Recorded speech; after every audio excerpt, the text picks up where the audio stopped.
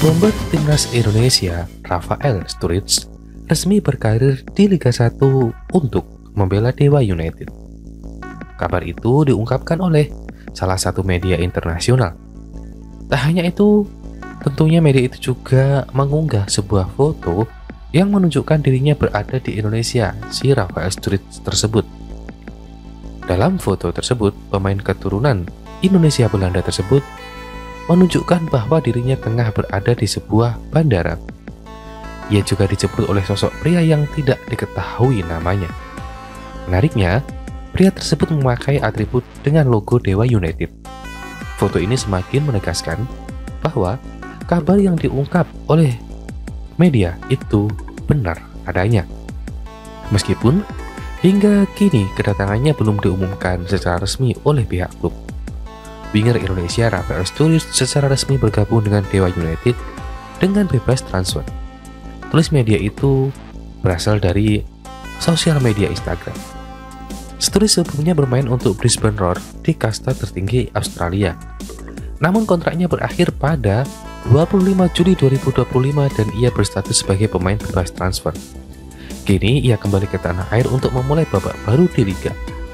Sebelum bergabung dengan Dewa, Rafael berpetualang bersama klub asal Australia. Dirinya hanya bertahan selama 10 bulan bersama tim berjuluk The Roar tersebut. Selama 10 bulan di negeri Kanguru, Rafael juga tidak dapat menunjukkan tajinya.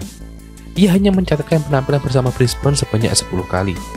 Dari 10 pertandingan tersebut, ex-Ado Den Haag tersebut hanya mencetak 1 gol saja. Kini dirinya diharapkan bisa kembali mendapatkan sentuhan kala bergabung dengan Dewa United. Pada musim terakhirnya juga, semoga sukses di babak baru ini. Kedatangan Rafael Sturridge menambahkan daftar pemain keturunan timnas Indonesia yang kini berkarir di Liga 1 atau sekarang bernama Super League. Sebelumnya ada Jordi Amat yang sudah dipastikan bergabung bersama Persija Jakarta.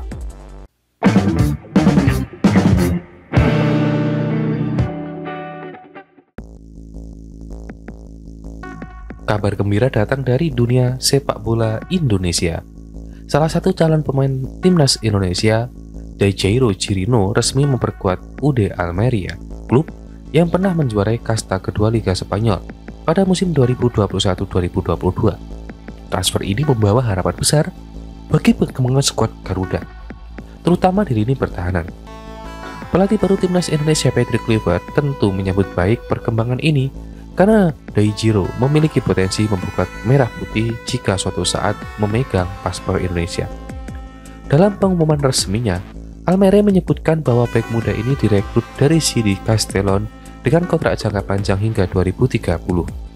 Kehadirannya diharapkan mampu memperkokoh lini belakang Almeria sekaligus menjadi aset masa depan klub. Ia bermain sebagai bek tengah dan juga bisa bermain sebagai bek kanan.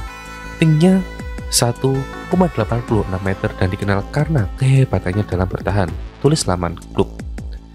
Jairo Chirino lahir di Zwolle, Belanda pada 2002. Meski tumbuh besar di Eropa, darah Indonesia mengalir dalam dirinya lewat garis keturunan kakek dan nenek yang berasal dari Maluku. Latar belakang inilah yang membuka peluang baginya untuk membela timnas Indonesia suatu hari nanti. Karir sepak bolanya dimulai sejak usia dini di Belanda. Bergabung dengan Akademi PSC Zwolle pada tahun 2014 saat usianya baru 11 tahun. Selama bertahun-tahun ia berkembang di berbagai kelompok usia, mulai dari U17 hingga tim U21. Pada musim panas 2021, Jairo berhasil promosi ke tim utama PSC Zwolle. Selama 2 musim bersama tim senior, ia tampil sebanyak 31 kali dengan torehan 1 gol dan 3 assist.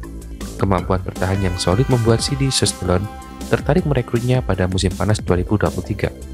Bermain di Liga 2 Spanyol, Jairo menunjukkan performa konsisten. Selama 2 musim membela Castellón, ia tampil dalam 79 pertandingan dan mencatatkan 1 gol serta 5 assist. Khusus pada musim 2024-2025, kontribusinya sangat terasa.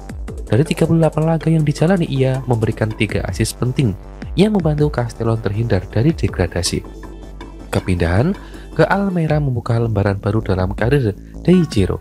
Klub yang bermarkas di Estadio de los Circus Veteranos itu punya ambisi besar untuk kembali berlaga di kasta tertinggi sepak bola Spanyol La Liga. Dengan skuad berisi pemain berpengalaman seperti Leo Baptista dan Lucas Roberto Almeida menjadi salah satu kandidat kuat promosi dalam beberapa musim ke depan tentunya. Pada musim sebelumnya, Almeida menunjukkan performa solid dengan finish di posisi ke-6 klasemen akhir. Sayangnya, impian untuk naik kasta tertunda karena Almeida kalah agregat. Jika Almeida mampu menjaga performa tim dan Daichiro Chirino terus berkembang, kesempatan tampil di La Liga terbuka lebar musim 2026-2027. Ini tentu menjadi mimpi yang sangat mungkin terwujud, baik bagi Daichiro maupun bagi pecinta sepak bola Indonesia yang menantikan kiprah pemain keturunan Indonesia di kompetisi elit Eropa. Kehadiran Daichiro di Almeida juga memperbesar peluang Indonesia memiliki bek tengah dengan pengalaman kompetisi Eropa. Apabila proses naturalisasi berjalan mulus, timnas Indonesia bisa mendapatkan tambahan kekuatan penting yang akan menopang ambisi besar Garuda di kancah internasional.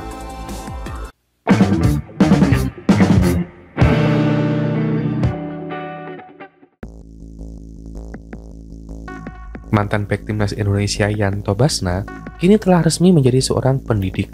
Lantas bagaimana kiprah lelaki asal Papua itu yang kini banting setir menjadi dosen di kampung halamannya? Nama Yanto Basna sebetulnya kembali mencuat setelah dia memberikan pendapatnya di media sosial mengenai penerapan regulasi penggunaan amunisi asing di musim 2025-2026 yang melonjak jadi 11 pemain. Opini tersebut langsung mendapatkan respon positif dari publik mengingat kini Yanto Basna telah berprofesi sebagai dosen. Pendapat tersebut dinilai masuk akal karena datang dari seorang akademisi. Saat ini Yanto Basna memang telah meniti karir baru sebagai dosen pegawai negeri sipil di Fakultas Ilmu Keolahragaan Universitas Cendrawasih. Dia juga telah mendapatkan SK atau surat keputusan. Lantas bagaimana kisah dan perjalanan karir lelaki berusia 30 tahun ini yang awalnya meniti karir sebagai pesepak bola dan bisa menembus timnas Indonesia dan akhirnya menjadi seorang dosen? Yanto Basna dikenal sebagai sosok pemain yang istimewa, sebab dia tak hanya punya kiprah mentereng di level klub, tapi juga tim nasional. Di level klub, Yanto bahkan lebih banyak berkarir di luar negeri.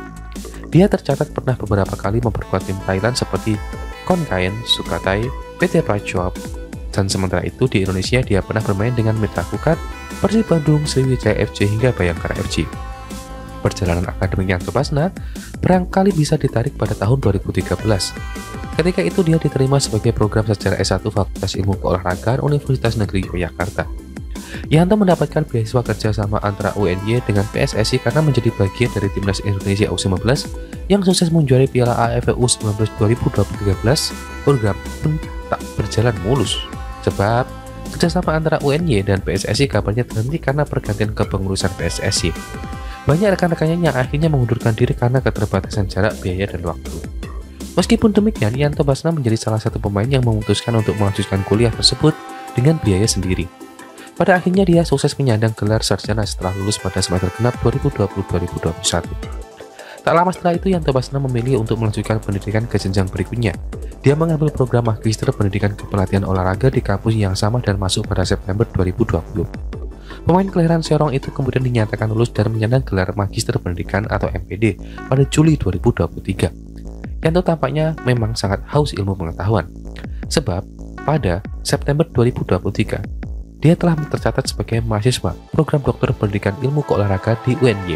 Gelar ini nantinya memang sangat penting bagi Yanto yang ingin berkarir sebagai akademisi.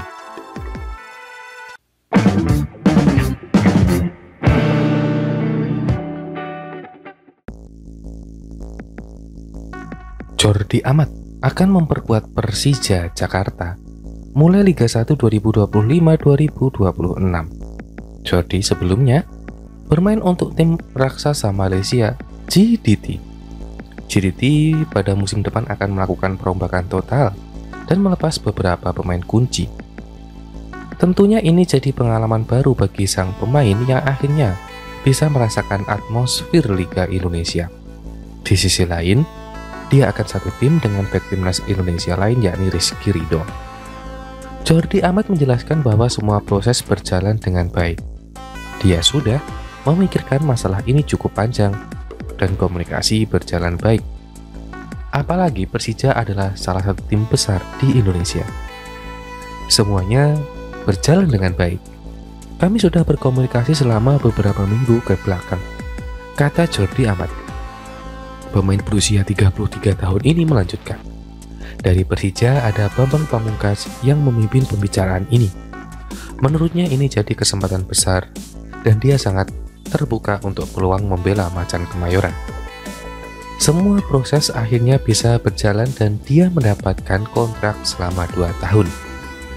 Saya berdiskusi dengan perwakilan klub, salah satunya Bambang Pamungkas. Semuanya berjalan dengan baik, apalagi memang kami saling menghormati satu sama lain.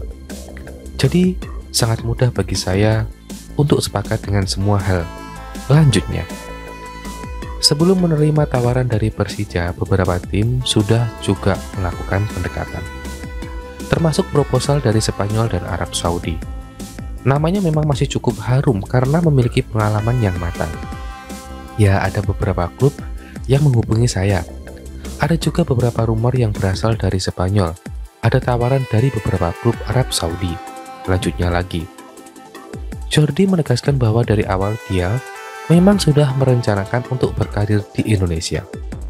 Ini sesuai janjinya yang ingin merasakan sepak bola tanah air. Kesempatannya tentunya akhirnya datang setelah Persija memberikan tawaran yang menarik. Tapi saya tegaskan kepada agen saya bahwa pilihan utama saya adalah bermain di Indonesia. Tutupnya.